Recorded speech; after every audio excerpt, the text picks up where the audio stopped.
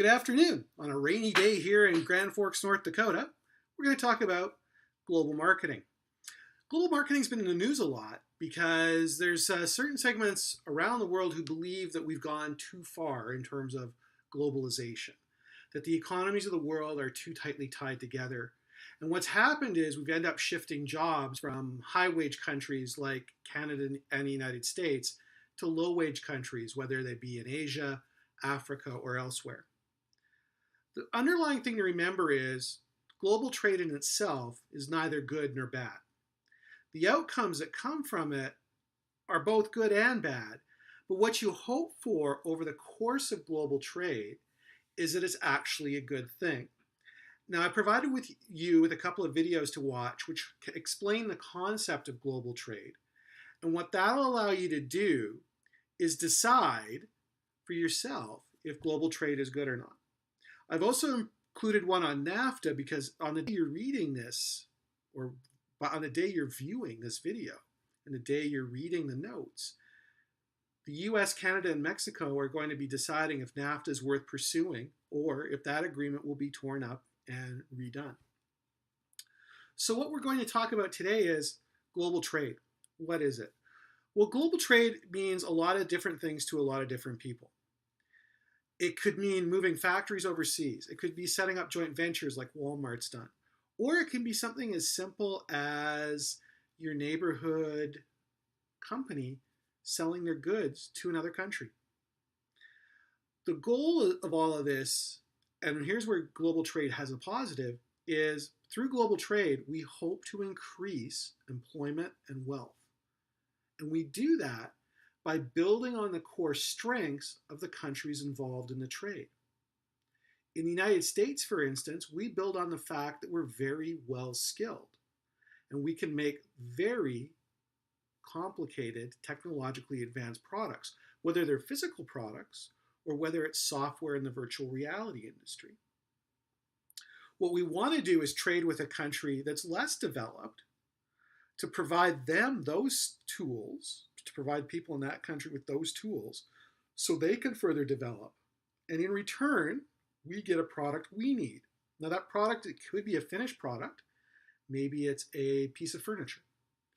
It could be an agricultural product like an avocado. And one of the videos I gave you is how avocados have really improved in terms of their consumption in the United States since NAFTA came in. Or it could be a raw material. Okay, it could be a basic raw material.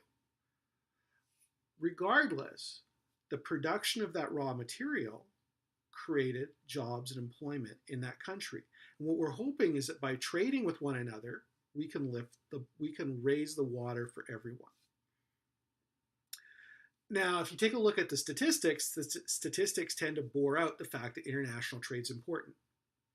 And it's becoming increasingly important to United States companies, to the companies here in the US, for a very simple reason. They've tapped out the US market.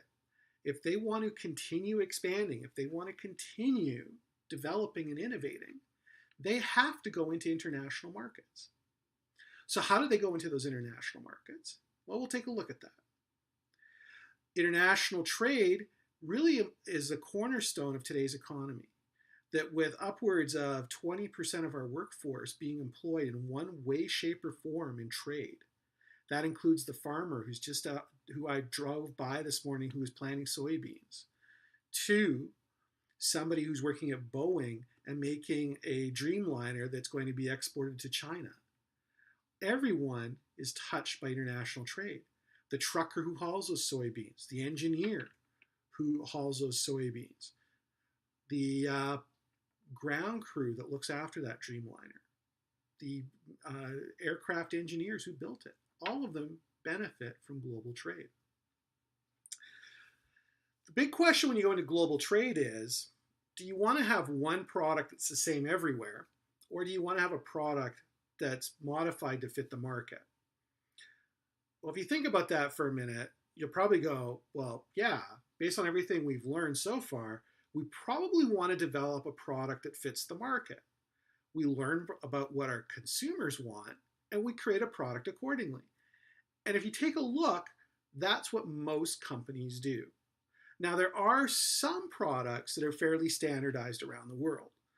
Coke, for instance, is fairly standardized. It uses the same formula around the world as the base, but even there, it's changed to suit local tastes. I can go to the grocery store here in Grand Forks and buy Mexican Coke, and Mexican Coke is made with corn sugar, unlike the high fructose corn syrup we use here. Or it's made with cane sugar, unlike the high fructose corn syrup we use here. So that really plays into how differences are between countries. For other big exporters like McDonald's, they've had to modify their product extensively for different markets. If you remember back to Pulp Fiction, the movie, when John Travolta's character was explaining how in France the quarter pounder is called the Royale with cheese, well, McDonald's had to modify it there. There it was only the name. But when they went to India, where the cow is considered to be sacred, they had to shift from a beef base to a mutton base or a sheep base, or goat in some cases. When they went to the Philippines, they had to start adding spaghetti because that's a staple in the Philippines. In Germany, they had to start serving beer because people there expect beer with their meal. So they're constantly modifying their products. They're constantly modifying how their products are made to meet the needs of an individual market. And what you find is most successful companies, instead of trying to have a standard product that fits everybody, come up with kind of the core of a product and then figure out how they can adjust the benefits by changing features so that it appeals to more consumers as they go broadly outside. Now, what's impacting how they make those modifications? Well, the one is culture. We talked about that in the last chapter, and we're going to see it again next chapter in consumer behavior. But the culture and the way people behave, the norms they have, their expectations are different between countries. So eBay, for example, found it did very poorly in China because it's not how people were used to buying and selling products. They had a great design of the format, but people in China like to buy and sell using direct communication. They weren't used to doing it electronically. So eBay had to make some changes. Language is another thing. Language differs across the world, as you know. And it's always fun to see people who go and get Chinese characters tattooed on them, and they'll say, oh, it says luck, and you'll run into somebody who speaks Mandarin, and they'll go, actually, it says soup. Or when I'm in Asia, I'll watch kids wearing t-shirts that have English words on them. They have no idea what they mean, and they're completely nonsensical. So it'll say something like, pink is upright. Okay, I'm not sure if you mean the musician Pink or the color pink. And I've never heard of it described as upright anyways. But what you find is language becomes crucial when you're trying to sell a product. Coca-Cola, for instance, because when they were selling in China, actually modified how they pronounce the name a bit because Chinese Mandarin is a very tonal language. And the way Coca-Cola would sound if you just said it as I did had a completely different meaning from a soft drink. So they changed the way it sounds so that it was more pleasing to the Chinese ear and communicated exactly what the product was. General Motors had a problem when they introduced the Chevy Nova back in the 70s. I guess nobody at GM thought to look at the Hispanic market at the time or looking at exporting the vehicle to Spanish-speaking countries because Nova in Spanish means no go. Pretty tough to sell a car when it says no go. And I've taught at the University of Manitoba. And if you're watching the hockey playoffs right now, you're used to seeing the Jets playing out of Bell MTS Center. All my French friends love coming to Winnipeg to take a picture of the MTS Center. Because in French, MTS is a sexually transmitted disease. So they really like thinking about how the hockey team plays in a place that's paying homage to an STD. You have to take advantage of the customs. And I've given you a couple of videos to take a look at in how customs change. When you go to Japan, for instance, it's a very formalized culture. So when you go to a department store, here, when we're ready to pay, we walk up to the counter, we put our card down, the person takes the goods, they wrap them up, and they give them back to us. In Japan, it's much more formalized. You have one person who takes your product and starts wrapping it up. And then the cashier comes along and hands you a tray that you put your card into. And the cashier is wearing white gloves so they don't get their hands dirty, because it's also a culture very much built on cleanliness. They then take your card and go and run it. And then when they bring it back, it's on the same tray. So you get your card and your receipt in a very formalized setting, much different than we have here. In addition, in Japan, the custom is to treat every purchase as if it's a gift. So they spend a lot of time wrapping and presenting it to you, unlike here when you go to JCPenney and they just stuff it right in the bag, okay? Because here, we just want the goods. We really don't need a big show. But in Japan, the custom is towards that. So you do see different customs in different countries. And when you're marketing, you have to be cognizant of those customs and make sure you pay attention to them and adapt to them. You also have to take a look at the economic factor in the country you're going into. We talked about that last chapter. Are they suffering from inflation, recession? What's their job growth like? All the things that we think about when entering a domestic market, we need to look at when looking at an international market as well. We want to go into growing markets that have the money to buy our product. And what we've noticed in the global market right now are the so-called BRIC countries: Brazil, Russia, India, and China. Those are the big countries in terms of leading consumption. All of those countries have large populations. Brazil and Russia about 300 million, and China and India about 1.2 billion apiece. But those populations are not homogeneous. They're much like our North American culture, very heterogeneous. So you have to adopt and adapt to that particular part of the global economy. But the BRIC countries, that's where the future is, because that's where the growth is, that's where the money is, and that's where your consumers are. Then the next thing to take a look at is the political structure. You want to go into countries where it's a stable political structure. So countries like Venezuela right now are probably off the list. Yemen would be another one, very unstable politically.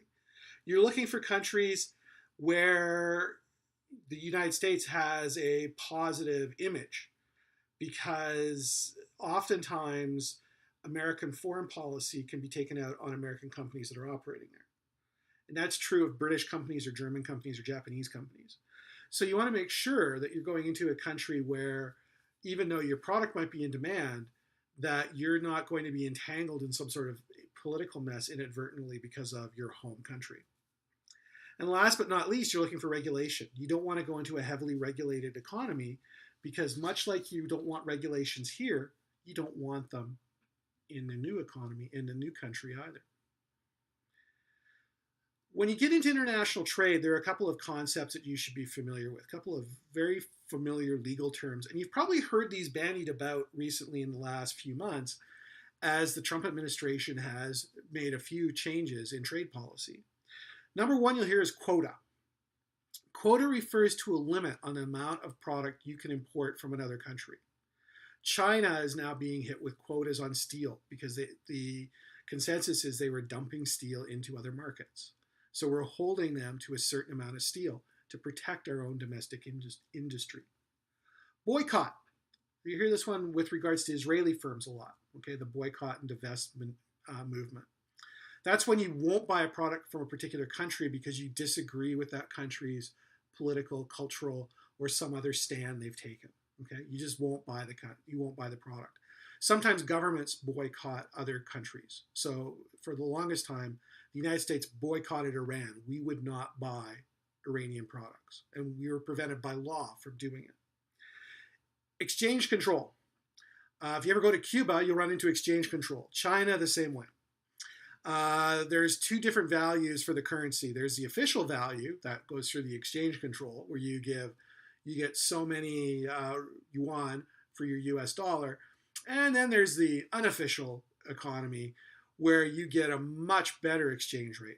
It's even greater in Cuba, But in both countries, it's highly illegal to go outside the usual exchange control.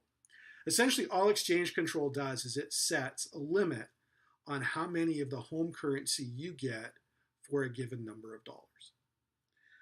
Marketing groups. The European Union is probably the best marketing group we can think of. The upcoming Trade Pacific Partnership, that's more of a trade agreement. We'll talk about that in a minute.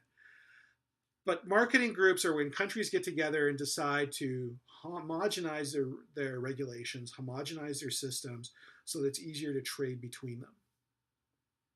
And then the last one we talk about is a trade agreement, whether it's NAFTA or the Trans-Pacific Partnership. Those are agreements between the various countries to share information, to come up with joint systems, a resolution system, and a way so that they can trade amongst themselves tariff-free without any kind of taxes or tariffs. We talked about the trade agreements. The biggest ones right now are NAFTA, which, as I say, is up for grabs, but I did give you NAFTA, a little bit of a video on NAFTA, which is actually quite good. The Trans-Pacific Partnership, which the US pulled out of, but has now been signed by the other countries. The Dominican Republic, Central America Free Trade Agreement is out there. The European Union, in one respect, is a free trade agreement as well. Okay, so there are all sorts of trade agreements that countries get into, and they're designed to make it easier to move goods or services across borders. If you're an international firm, how do you get into global trade? Well, the easiest way is you start by exporting. You either find a buyer who wants to buy your product and they take care of all the paperwork to get it out of the country. That's the simplest way.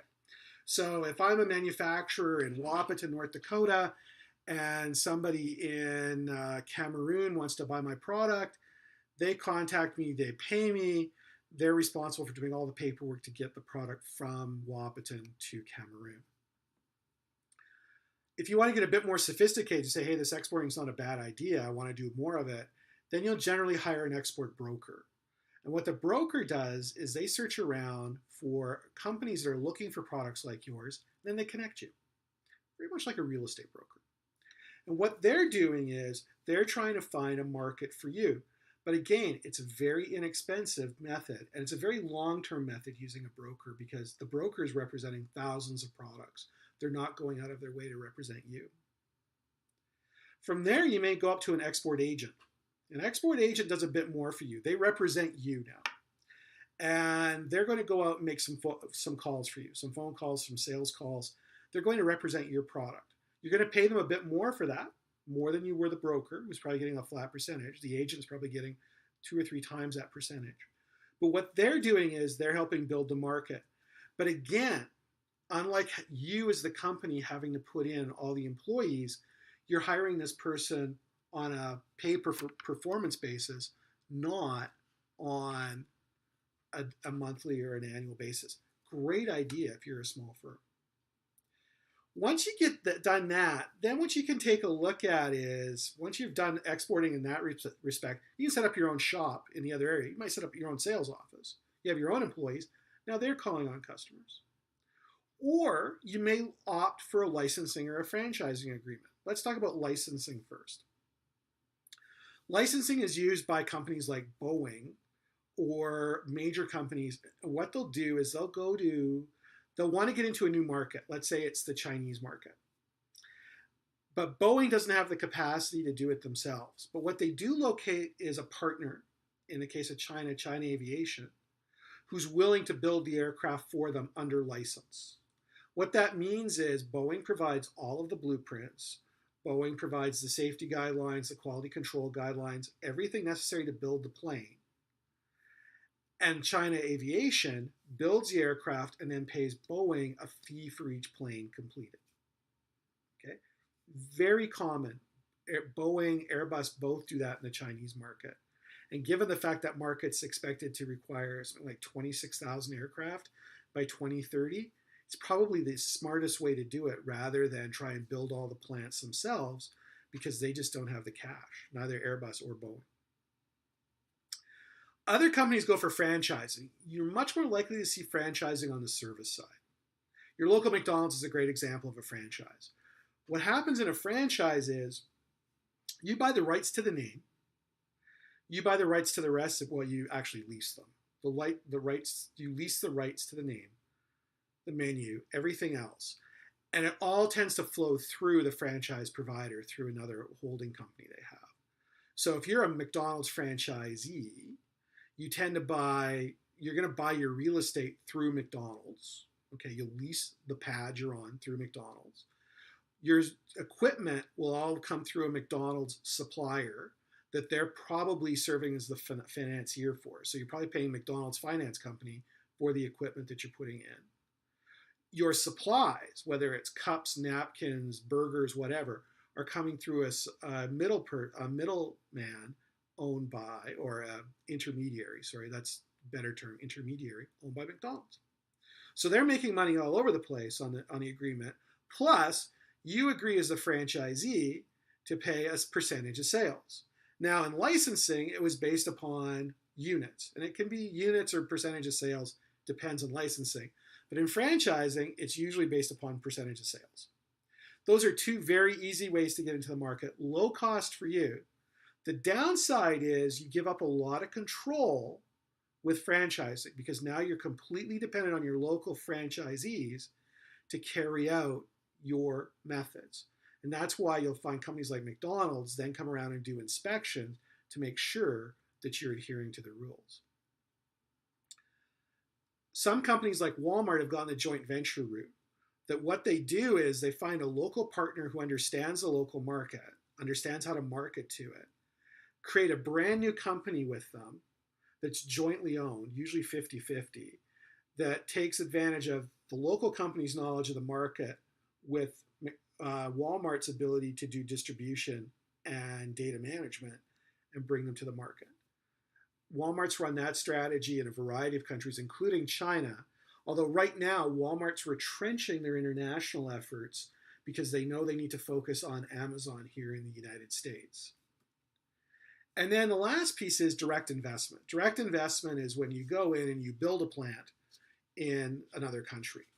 And that's the last step that most companies take because it's the most expensive. So for you to go and establish a brand new production facility in another country costs millions of dollars, thousands of man hours. But if it's worth it because it will save you money or allows you to better make a product for that local market, companies will do it. That's why you've seen so many of the Japanese auto companies move into the US to start production. Is it just makes sense rather than trying to continually import vehicles from Japan. The last thing I want to talk to you about today is the global marketing mix. So some companies try one product, one message. Coke is probably the best one at that. There are a few others. Toblerone, Nielsen has tried it. But for the most part, you generally try and do changes to meet the local tastes and the local expectations. So you might find the same laundry detergent with 5 different names because the names better fit the culture and the expectations of the country, even though the formulation doesn't change a lot. We tried, the product is modified to go into a new market, and the video I've given you on that is the Colonel goes to Japan. Now granted, this is an old video, but it's a great look at how Colonel Sanders and KFC had to modify the way they do business when they decided to enter the Japanese market. And some of the things they had to do, which I'm sure nobody at their headquarters, at Yum headquarters, thought about at the time. So it's a great look at how culture and how individual countries' expectations really cause us as marketers to modify what we do. We need to understand how to distribute in certain areas. Let's take a look at Coke, for example. When Coke wants to distribute here, it gets loaded on a tanker car, goes to a production facility, turned into Coke, trucked to where it's got to go. Put on the shelves and you're good to go. Well, you get into Asian markets and some places in Southern Europe where the stores are a lot smaller, you can't get a tractor trailer in there. You can't even get a 10-ton truck in there. It's got to go in by a smaller truck. So what you find is they have to do more and more distribution, adding up the cost, which is often why you'll find a Coke is so much more expensive internationally than it is here at home. Then we worry about pricing, and we worry about 2 things. One is exchange rates. Okay, how does the exchange rate impact our pricing? Apple solved that by their pricing system is the price you pay is almost identical around the world. They take into account the differential between a home country's currency and the US currency when pricing it. That solves that problem for the most part. But exchanges between currencies can cause lots of headaches for marketing managers. Great example of that right now that we see is if you're following the hockey playoffs, the Winnipeg Jets. Most of their salaries are in US dollars, where most of their revenue streams are in Canadian dollars. And with the Canadian dollar going down, they're not as profitable a position as they were a few years ago when the dollar was at par. So they have to find ways to get more money brought in or change the way their expenditures are made. We talk about dumping. We've talked about that before. Dumping is nothing more than selling a product for less in dumping is nothing more than selling a product in a third country for less than you would sell it for in your home country. And the last thing to talk about is counter-trade barter. And that's when countries don't have money for something, but they're willing to trade product for it. Okay? We saw that a lot in the old days of the Eastern Bloc, the old Russian-dominated Eastern Europe. The best example I could give you was the time that Pepsi traded Pepsi syrup for 3 cruisers, 7 destroyers, and 2 submarines, which for a very short period of time made Pepsi the world's 3rd largest naval power. All right. Now, they got them on the express consent that as soon as they got them, the ships would be scrapped and Pepsi would make its money from the scrap metal price, not from inheriting a bunch of warships, or else the Coke-Pepsi wars could have taken an entirely different direction. Okay, but we have seen that. McDonnell Douglas once traded DC-9s for ham. We've seen the Russians in the past trade vodka and oil for a variety of products, and usually if they trade you oil for the product, you get to keep the super tanker as a tip. Not a very effective system. Used sometimes, but don't worry too much about barter and trade. All right, that concludes today and our first week in class. On Monday, we're going to get into something really exciting, and we're going to talk about consumer behavior. Enjoy the videos, talk about them online, have a great weekend, and I'll see you on Monday.